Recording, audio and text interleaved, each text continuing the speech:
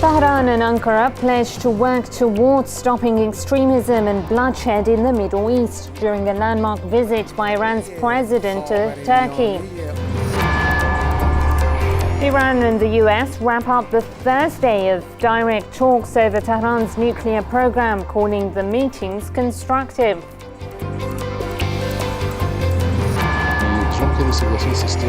And Russia's Lavrov calls NATO's eastward expansion counterproductive as violence in Ukraine claims more lives.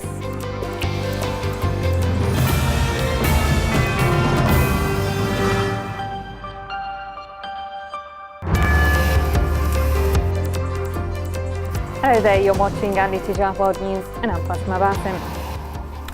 Iranian President Sheikh Hassan Rouhani kicked off his two-day landmark visit to Turkey in a bid to improve trade and security cooperation between the two neighboring countries. The visit is the first by an Iranian president since 2008. Sheikh Rouhani was welcomed by his Turkish counterpart Abdullah Gül and later met with the Prime Minister Recep Tayyip Erdogan. Both leaders expressed mutuality in fighting terrorism and overcoming differences. Iran has the will to overcome differences, and it is important that this is a reciprocal will. I believe that 2014 and 2015 will be very different if we accelerate the process with mutual solidarity. There is no reason for not being able to overcome these differences.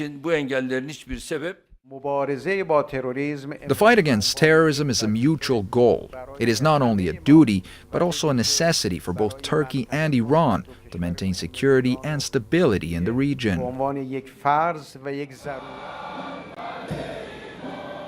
The prudent and moderate diplomatic drive by Iranian President Sheikh Hassan Rouhani has gained more traction. Earlier, Rouhani kicked off his two-day landmark visit to Turkey in a bid to improve bilateral ties between both neighboring countries. In a first head-of-state visit by Tehran to Ankara since 2008, Rouhani left the Islamic Republic with a large delegation to the Turkish capital, where he was welcomed by his Turkish counterpart Abdullah Gül. The first item on the agenda was the improvement of trade and economic ties between the two nations, including mammoth energy deals, which could double bilateral trade to $30 billion by the end of this year. During our meeting, we have reached the decision to expand our commercial and economic ties. So from what we saw last year, we will try to expand that double folds, increasing the volume of relations between the two countries and boosting economic and trade relations will not only be of benefit for the two countries, but will also benefit the whole region. We and Dr. Hassan Rouhani, the esteemed dear brother, had friendly talks between us and came to agreement on many matters. We would like to carry on the level of our country's relationship to a much higher one. The Turkish president once again slammed the sanctions imposed on Iran by the US and the EU over Tehran's nuclear program, blaming the sanctions for hampering growth in trade between the two countries. No country should be deprived of the usage of nuclear energy for peaceful purposes. The nuclear talks being held are positive, and this should result in all the sanctions on Iran being removed completely, and Turkey has already taken steps to resolve this matter. Security was also high on the agenda between the two nations, including cooperation on fighting extremism in the Middle East. But relations between both countries have been strained due to the contrasting views on the conflict in Syria. However, Rouhani reiterated Tehran's position regarding the recent presidential elections in the war-torn country and Egypt, which have not been recognized by Turkey. Of course, we discussed Syria and Egypt. We both agree that what is important is peace and stability in both countries, and the fact that the will of the people should be recognized in both cases. The Islamic Republic is both an important trading partner for Turkey and a rival for influence in the Middle East. Ankara, anticipating that the nuclear talks will lead to a further easing of sanctions against Tehran, is hoping that their political differences in the region will not hamper their growing bilateral ties. Dr. Mohammad Marandi, a professor at Tehran University, earlier told us that the Islamic Republic is also trying to nudge Ankara's position on the Syrian crisis with this landmark visit. The Turkish government recognizes that what is going on in Syria is not in the interests of the state of Turkey. Extremists are playing a major role alongside the Turkish border, and there is a high probability of insecurity increasing in Turkey because of the existence of groups like Daesh, the Islamic Front, and Jabhat al-Nusra. And the Turkish political order and the political establishment, from a very long time ago actually, turned against the Turkish involvement in Syria. But it was the Prime Minister and a couple of close associates who were convinced later about the need to change Turkish policy in Syria. But as has become clear, since there is an evolution in the Turkish position on Syria, the Iranians want to help nudge that forward, and that is why the Iranians do not want to create any sensitivity over the Syrian situation. In general, Iran has very good relations with Iraq, with Turkey, and with most of the major players in the region. The new president of Egypt, despite Iran's criticisms of the treatment of protesters in Egypt, the Iranians sent a delegation to the ceremony for the new president in Egypt. So Iran is attempting to build bridges. The major problem, of course, is Saudi Arabia, and it's basically because Saudi Arabia is supporting extremists and Wahhabi ideology, and that is for Iran a major stumbling block. So beyond Saudi Arabia, Iran really doesn't have any major problem. Its ties with Kuwait are improving rapidly. With Oman, the ties are very good, and even Qatar now is distancing itself from Saudi Arabia. Addressing a meeting for members of the Iranian Academic Center for Education, Culture and Research in Tehran, the leader of the Islamic Revolution, Ayatollah Sayyid Ali Khamenei, stressed that nuclear weapons are against humanity. Sayyid Ali Khamenei said that this science, despite its great significance, has prepared the ground for the production of a destructive atomic weapons, which are 100% against humanity. But some of these scientific advances have been already achieved by scientists of other countries, so we should seek to develop new scientific products which human knowledge has so far failed to achieve and have no destructive consequences for humanity.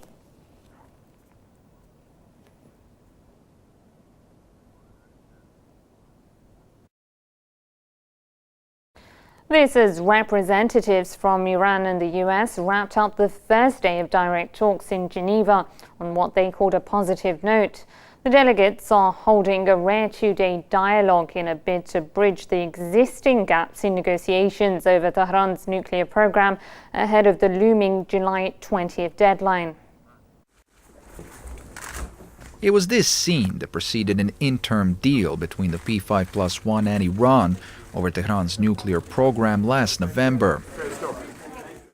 Now that the Americans are meeting with the Iranians again in Geneva, the world is pinning its hopes on these talks for a permanent accord. The first day of direct nuclear negotiations in Geneva ended following several hours of talks between the US and Iranian delegations, with the next round set to be held early on the next day. Following the meeting, Iran's Deputy Foreign Minister Abbas Araghchi described the dialogue as constructive, adding that it was held in a positive climate. Araghchi has expressed optimism over reaching an agreement with the six world powers before the 20th of July.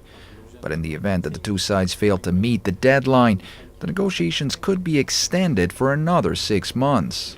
The last time that these top officials met was before the interim deal was reached last November. Both sides were buying time when they agreed to a 6-month period of negotiations, which is eventually expected to see the Islamic Republic curb uranium enrichment in exchange for the lifting of Western-imposed sanctions. The meeting made headlines back in Tehran, where Iranians were optimistic about the nuclear talks.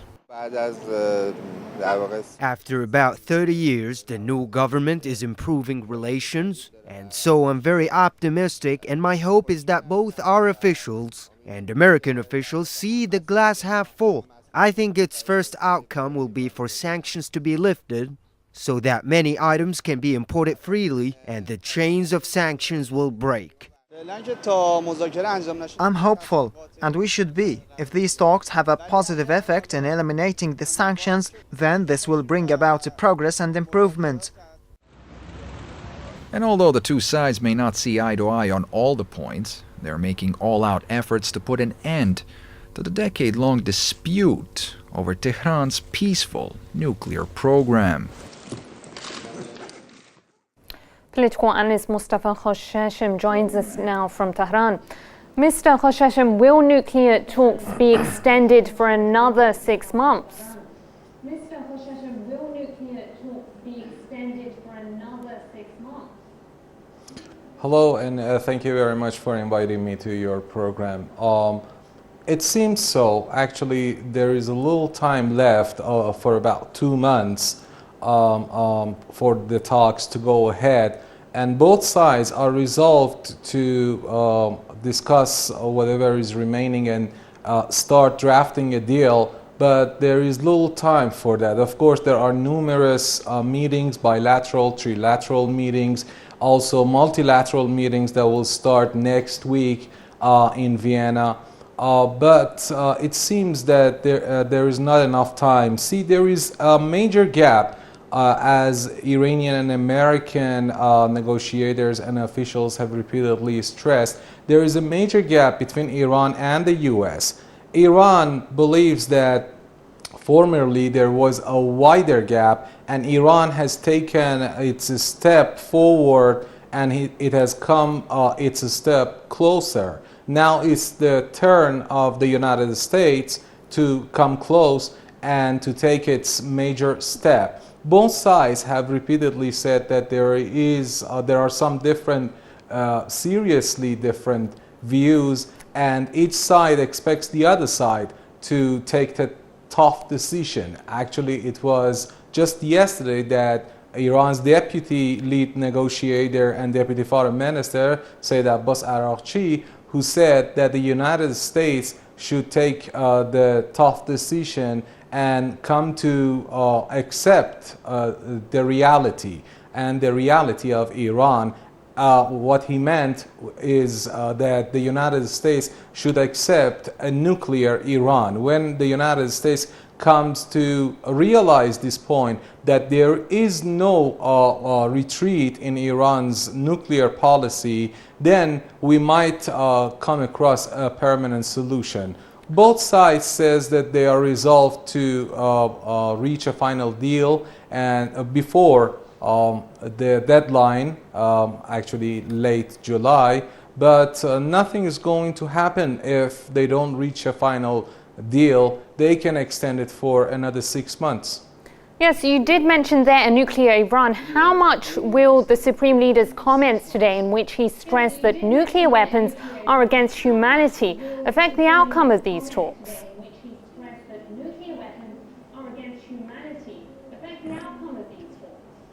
Well, the point is that Iran has always been saying that it's not looking for nuclear weapons.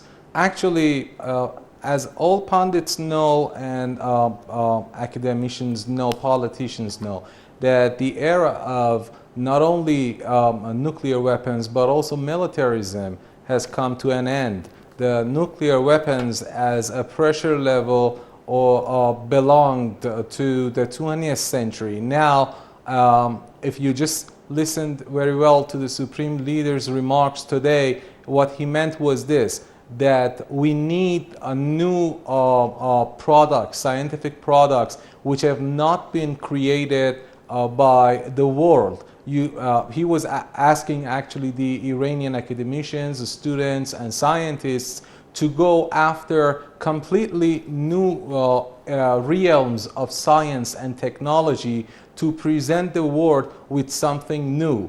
It was in this context that he said that it's good, we are proud, it's a source of pride and honor that our scientists have developed a completely indigenous nuclear program, but other nations have done so before us. So we need to move forward and to be the flag bearer of science and technology in other areas which have not been touched by other nations. Why? Because we want to be a global power. You cannot be a global power if you are not a forerunner in science and technology, if you are not exporting your own technology to the rest of the world. It's different. If you are an exporter of nuclear fuel, enriched uranium, or some kind of nuclear industries and technologies to other states, well, there are a handful of other countries which have already done so, and there will be a tight competition. They have reached the technology much before us, so they are ahead of us.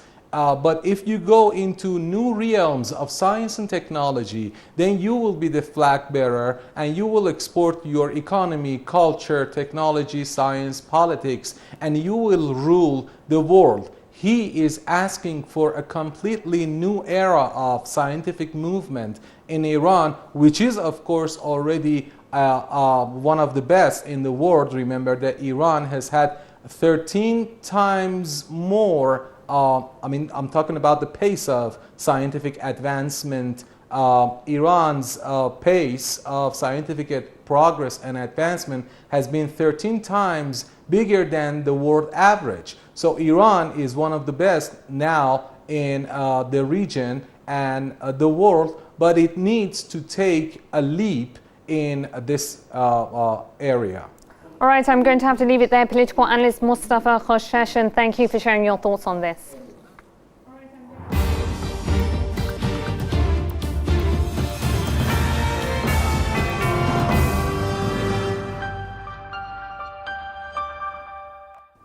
Syrian President Bashar al-Assad announced a general amnesty for all crimes committed to date in a gesture to back national reconciliation efforts in the war-torn country. Syria's state television aired the major announcement, also citing Justice Minister Najm al-Ahmad as saying the decree was issued in the context of social forgiveness, national cause for coexistence. This as government troops marked major military victories in recent months. Meanwhile, in the latest round of infighting between extremist groups in Syria, fresh clashes between the Islamic State of Iraq and the Levant and an al-Qaeda affiliate in eastern Syria has left at least 45 fighters dead. Once again, the growing rift between armed groups in the Syrian conflict is under the spotlight. The most recent fighting between the Islamic State of Iraq and the Levant and an al-Qaeda affiliate in eastern Syria led to the death of at least 45 armed militants. Allahu Akbar. The Syrian Observatory for Human Rights said the clashes in the town of Husham in the eastern province of Deir ez-Zur left 17 al-Nusra and Islamist fighters dead, along with 28 ISIL members. ISIL, which grew from a former affiliate of al-Qaeda in Iraq, has faced a backlash from other opposition groups in Syria since the beginning of the year and is battling a coalition including al-Qaeda's al-Nusra Front as well as other Islamists. Fighting between the extremist groups has forced more than 60,000 people to flee their homes, emptied villages and killed scores of armed militants. The infighting has escalated in the past few months amid major gains by the Syrian army across the country. Russia has accused the European Union of putting pressure on Bulgaria to suspend work on a key Kremlin-backed gas pipeline and said eastward expansion by NATO was, quote, counterproductive. Foreign Minister Sergei Lavrov said EU member state Bulgaria's move to halt work on the South Stream gas pipeline suggested the bloc was seeking revenge over the Ukraine crisis. He also criticized NATO's decision last week to beef up security in Eastern Europe.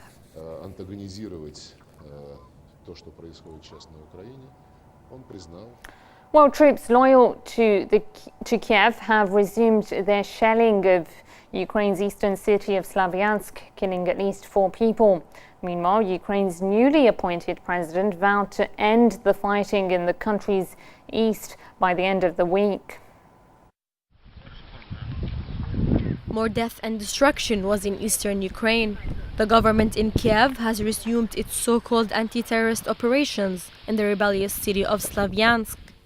According to eyewitnesses, Kiev's artillery resumed shelling the city, killing at least 4 people, including a child, and wounding 7 others. A representative of the local city council said the shells struck near the central square, damaging residential houses, a furniture factory, and a communications post. A neighboring town also came under fire, forcing all of its residents to flee.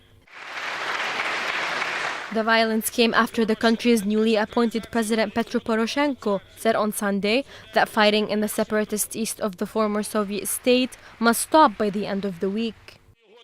We must end the fighting this week. For me, every day in which people die, every day in which Ukraine pays such a high price is unacceptable.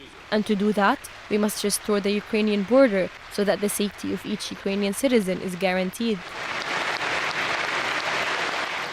On the political front, the diplomatic row between Moscow and Washington is intensifying. The US has sent more of its bombers to Europe, a gesture meant to reassure its NATO partners, especially those in the east. In addition to sending troops, the US Air Force has deployed 2 B-2 stealth aircraft as part of a military exercise. On Sunday, they joined 3 B-52 Stratofortress bombers already deployed in Britain. Moscow has criticized the buildup of NATO forces close to Russia's borders, calling them provocative and warning that the US is using the Ukrainian crisis as a pretext to strengthen its military. Alina Malinovskaya joins us now via Skype from the Russian capital. She is a Moscow-based journalist. Alina, how likely are we to witness a ceasefire agreement in eastern Ukraine? Good to be with you. Well, the Russian and the Ukrainian presidents met to discuss the conflict, as we know, and they agreed that detailed talks on a ceasefire between Kyiv and pro-federalization supporters in eastern Ukraine, they would begin within a few days. Though we see that the bloodshed still continues in Slavyansk and in other eastern cities of Ukraine. It is not any longer a matter of breaking the ice between the 2 countries or between the 2 presidents, but more of a diplomatic efforts to stop the violence on both sides. And meanwhile, we have just witnessed the other day a situation when detained Russian journalists who just have been released. They were detained on the day of the inauguration of the Ukrainian president. And we also see the use of heavy machinery and military aircrafts against civilians. So this cannot in any way be regarded as an attempt for de-escalation. Yes, but residents in eastern Ukraine no longer want to answer to Kiev. Is a ceasefire enough to stop the bloodshed? The ceasefire would be enough only in the case the 2 sides agree upon the key issues for eastern Ukrainians, such as the status of the Russian language, the national identity, and so on. Since Ukraine, since the time Ukraine has become an independent state, the US has been flirting, so to say, with both Russia and Ukraine. And let's not forget that the West is most likely has a strategy of creating this crisis. I hope that we'll see a gradual de-escalation of the rhetoric, but so far there's no sign of it. And while Russia has made the requirements quite clear, besides, Russia doesn't have a problem with an independent Ukraine. Russia has a problem with a hostile Ukraine. We still see that the Western world is unprepared for the diplomatically independent Russia and has its own agenda. All right, Alina Malinovskaya, a Moscow-based journalist, thank you for speaking to Ali Tijah. You're watching Ali Tijah World News, still to come. Karachi's international airport reopens after a Taliban siege kills at least 30 people.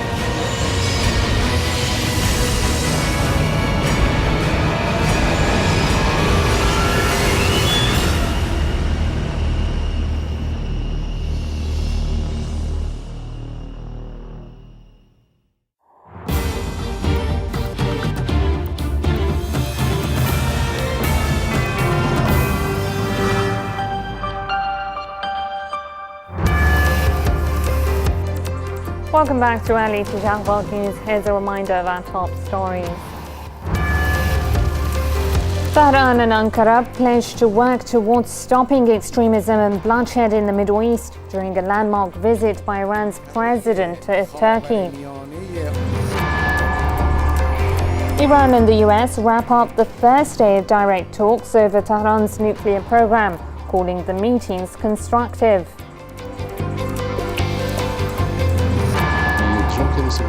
And Russia's Lavrov calls NATO's eastward expansion counterproductive as violence in Ukraine claims more lives.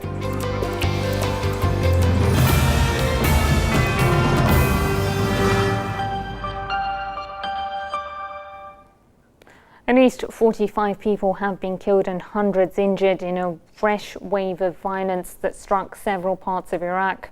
In the deadliest attack, at least 30 people were killed in a double bombing targeting the offices of a Kurdish political party in the northern town of Tuskarmato.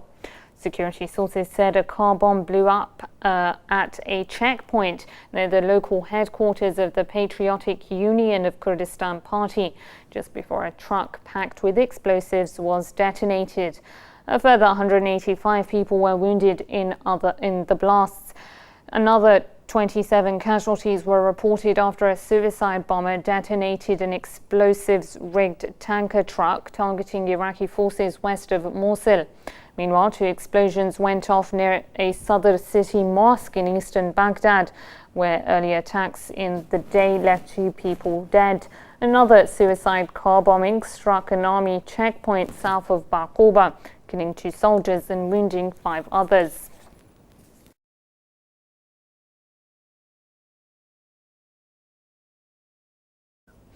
Well, according to recent reports, 2 Saudi nationals are reported to have been among the terrorists who were killed during clashes with the Iraqi army in the city of Samarra. This as the National Army continued its massive operation against militants across central and northern parts of the country. A Saudi-based news website has identified 2 of the terrorists involved in the recent armed attack on Iraq's holy city of Samarra as Saudi nationals. According to a Sunday report in the Arabic language daily Sabak, the killed Takfiri insurgents were brothers named Yahya and Ibrahim. The father of the 2 boasted in an interview that his sons had earlier traveled to Syria to fight against the government of the Syrian President Bashar al-Assad before moving on to Iraq. On Thursday, heavily armed insurgents from the so-called Islamic State of Iraq and the Levant entered the holy city from multiple directions. A counterattack by the Iraqi army, backed by helicopters, quickly drove the foreign-backed terrorists out of the city, killing 80 in the process. Iraq is currently witnessing a wave of violence, unprecedented in recent years, with Takfiri groups intruding from neighboring Syria and Saudi Arabia to undermine security in the country. The recent reports of Saudi nationals fighting alongside the so-called ISIL further strengthens Baghdad's assertion that regional powers are behind the spike in violence. Prime Minister Noor al-Maliki revealed last year that Saudi Arabia and Qatar are responsible for the security crisis and growing terrorism in his country, denouncing the Al Saud regime as a major supporter of global terrorism.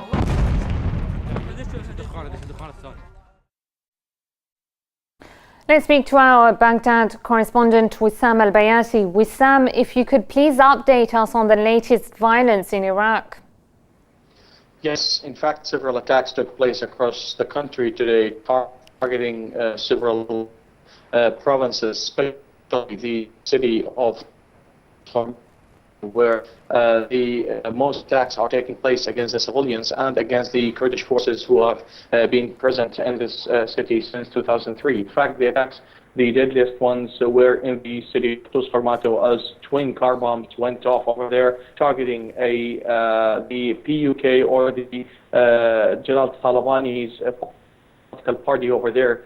In fact, the attack killed more than 40 people and wounded more than 60 others, according to the initial scores that have actually been announced by the Iraqi government. But according to the eyewitnesses, they said that the number is more than that, and most of the injuries are suffering from serious conditions, and the number of the casualties is expected to rise. In fact, the attacks actually spread out to reach the capital Baghdad, as the Iraqi Sadr city have witnessed another attacks targeting the civilians in the crowded areas, especially the markets, killing scores of people. In fact, the reaction of the Iraqi government, especially the officials, have actually was very swift, as most of the Iraqi officials have condemned these attacks, and they have actually urged the Iraqi security forces to pay more attention during their duties. And even the Iraqi Prime Minister have actually reacted by forming a committee to investigate these attacks and to bring the criminals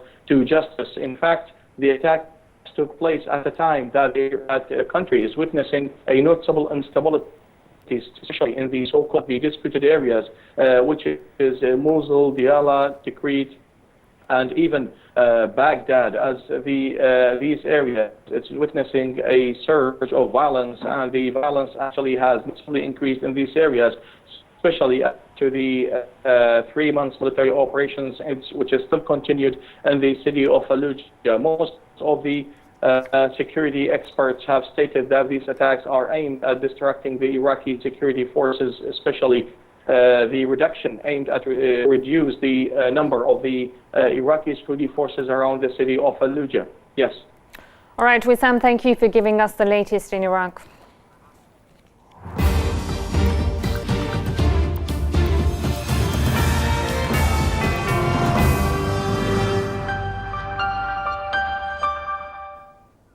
A Saudi court has sentenced 2 people to death and jailed a third for 25 years after they were convicted of violence during anti-regime protests in the country. Scores of Shias are on trial in Saudi Arabia for taking part in peaceful protests against the monarchy since February 2011. Pro-democracy rallies have been calling for social freedoms and political reforms in the oil-rich eastern province of Qatif.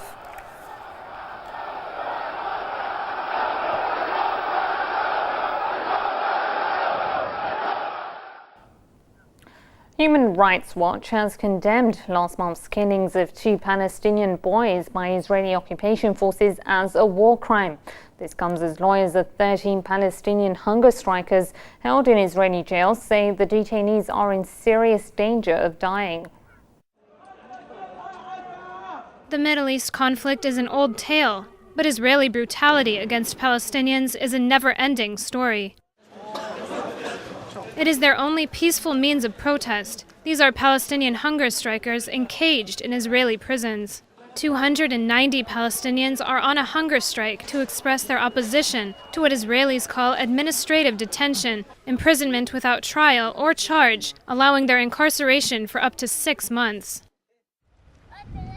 According to lawyers of the Palestinian detainees, a number of the inmates are in serious danger, while 2 have already undergone surgery for gastrointestinal bleeding. Israeli officials are saying they could not be treated unless their hunger strikes ended. But this is hardly the only act of repression that the Israelis carry out to silence the Palestinian voice. Last month, these 2 boys were shot and killed by Israeli occupation forces in the West Bank, their crime marking the annual commemoration of Israeli occupation of Palestinian land. Video footage, photographs, witness statements, and medical records indicate that the 17-year-old boys posed no imminent threat to Israeli forces. And according to Sarah Leah Whitson, the Middle East and North Africa Director for Human Rights Watch, the killing of these children is a war crime. The willful killing of civilians by Israeli security forces as part of the occupation is a war crime. Israel has a responsibility to prosecute the forces who targeted these teens, and also those responsible for assigning the use of live ammunition to police a demonstration. While the UN Secretary-General Ban Ki-moon has condemned both incidents on the part of Tel Aviv, it's unlikely that his words will ever be translated into action, and the Israelis will be held accountable for their acts of atrocity.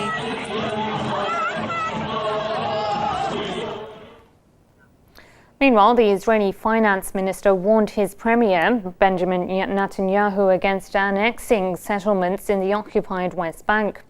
Yair Lapid said that Tel Aviv's further annexation in the occupied West Bank, which is driven by extreme right-wing forces, would lead to a disaster. Lapid, who heads the leftist Yesh Atid party, also threatened to bring down the government if Netanyahu goes ahead with the plan unilaterally. Well, the head of the European Commission, José Manuel Barroso, said that the new Palestinian unity government should be supported.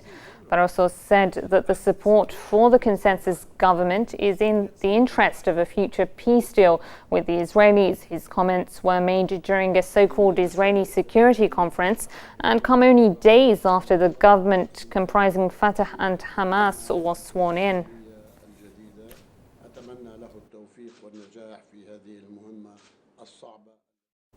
Libya's Supreme Court has ruled the election of Prime Minister Ahmed Ma'atik as unconstitutional, raising hopes for a possible solution to the country's deteriorating political crisis.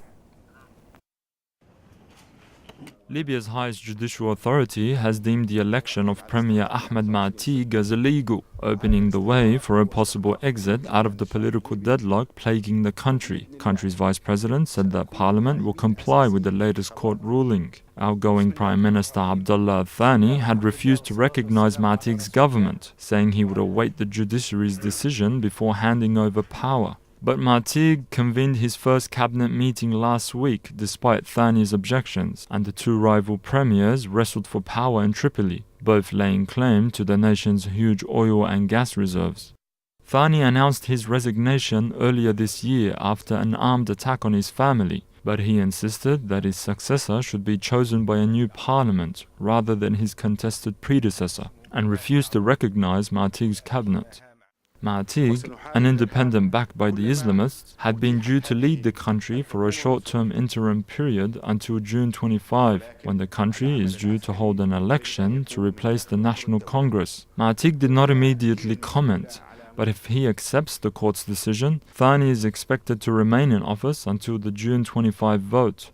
Ma'atik's election took place at a second session of the country's General National Congress, or GNC, in early May, days after gunmen stormed the building to interrupt an earlier ballot. The GNC's vice president, Liberal MP Izzeddin Al-Awami, described Ma'atik's installation as prime minister a coup d'etat. The GNC was elected in July 2012, almost 1 year after the NATO-backed uprising which ousted the regime of longtime dictator Muammar Gaddafi. Whether this latest ruling by Libya's Supreme Court will have any bearing on the country's political and security situation remains to be seen, but what is clear is that Libya desperately requires a solution to the ongoing crisis.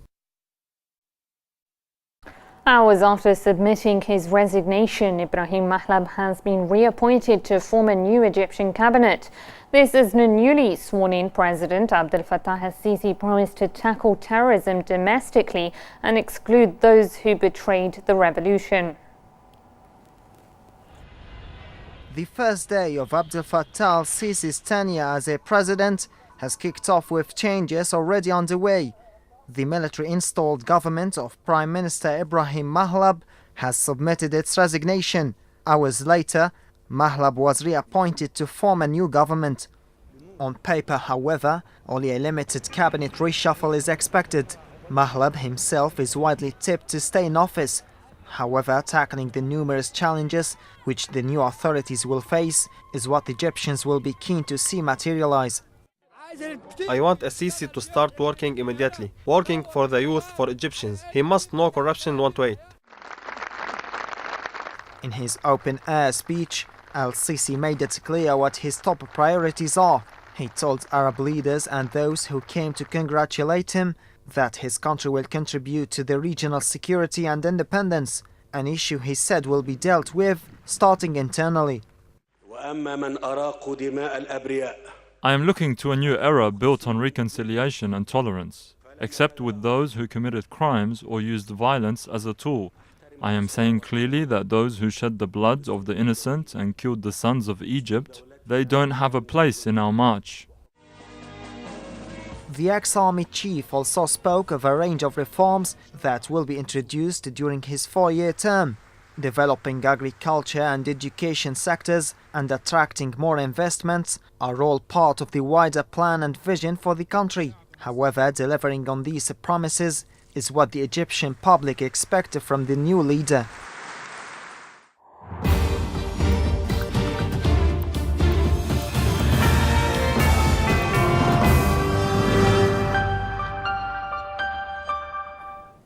At least 23 Shia pilgrims were killed and several others injured in a gun and suicide attack at 2 hotels in Taftan, a town located along the Pakistan-Iran border.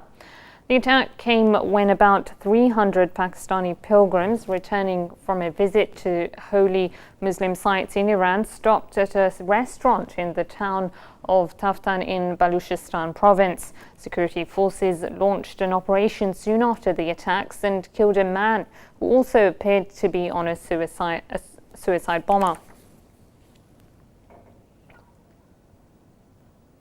Meanwhile, Karachi's international airport has been reopened after the government announced the end of a Taliban siege that left at least 30 people dead during a night-long battle. The deafening sound of emergency sirens pierced the early morning hours of Pakistan's largest city, Karachi. At least 30 people were killed, including the 10 attackers, as Taliban militants disguised as security forces, but also armed with rocket launchers and suicide vests, stormed one of the country's largest airports. Loud explosions and sounds were coming from the direction of the airport. Then we saw small fires erupting around the hangar. I heard fierce fighting and then saw the terrorists firing at security forces. The firing was so intense that it looked like war had broken out between India and Pakistan. This is very scary. Just before midnight, 10 gunmen shot their way into Jinnah International Airport, a sprawling commercial hub of 18 million people, and sparked fierce gun battles that raged on through the night. The operation began at 11:30 p.m. and was completed by around 4:30 a.m. It was carried out with joint planning. In the joint operation, we used airport security force, the Pakistan sent Rangers, sent police and contingents of the Pakistani army. The 10 terrorists entered the airport from 2 different directions in groups of 5. From the beginning of the operation until now, 7 ASF personnel have been martyred. The major also told reporters that the damage to the airport was limited. No airplanes at the airport were damaged. It happened at the cargo terminal. The cargo building was set on fire by the terrorists, and the terrorists were killed there. But several hours after authorities declared the airport cleared around dawn, a fresh gunfight broke out, prompting security forces to relaunch the military operation. As daylight broke over the city, dark smoke still billowed above the airport as ambulances ferried casualties away. A senior intelligence official said that militants originally intended to hijack a plane before going on a rampage after being repelled, destroying 2 private terminals in frustration. The Pakistani Taliban claimed responsibility for the attack, calling it revenge for their late leader, Hakimullah Mahsood, who was killed in a US drone strike in November. This latest assault all but destroys prospects for peace talks between the Taliban and the government of Prime Minister Nawaz Sharif, who came to power last year, promising to find a negotiated solution to years of violence. In a fresh bid to end nearly 6 months of civil war, South Sudanese President Salva Kiir and rebel chief Riek Machar are set to meet for another round of talks on Tuesday in the Ethiopian capital. A source close to the talks said the rivals will meet in the next 24 hours along with regional leaders. The negotiations come after the warring parties signed a ceasefire on May 9th.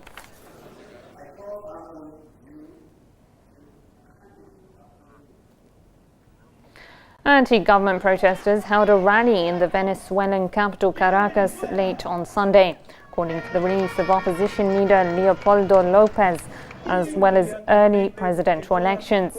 The demonstrators opposed the detention of Lopez, who has been held on charges of inciting violence. Meanwhile, the opposition says it refuses to return to the negotiating table until the government accepts their demands, including amnesty for opposition prisoners. Here's a reminder of tonight's top stories. Tehran and Ankara pledged to work towards stopping extremism and bloodshed in the Middle East during a landmark visit by Iran's president to Turkey. Iran and the US wrap up the first day of direct talks over Tehran's nuclear program, calling the meetings constructive.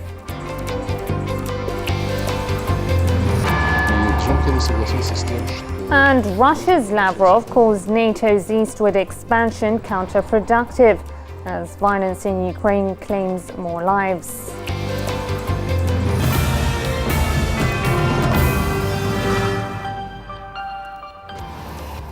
Well, that's all from me and the Ali Tijah News team. Thank you very much for watching and good night.